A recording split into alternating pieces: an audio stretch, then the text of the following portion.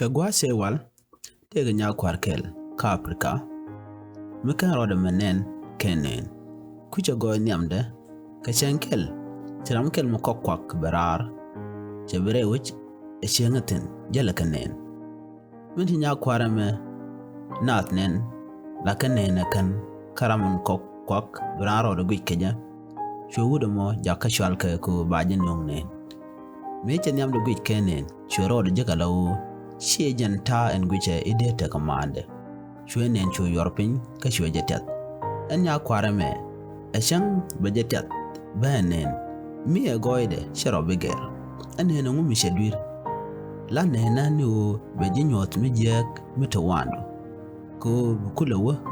Gwat pini. Kana sabun te dere lang na wangdo. Ko bukula gwa. Shinen mijek mitawando ki mitapondu. Chaja de lonka waj.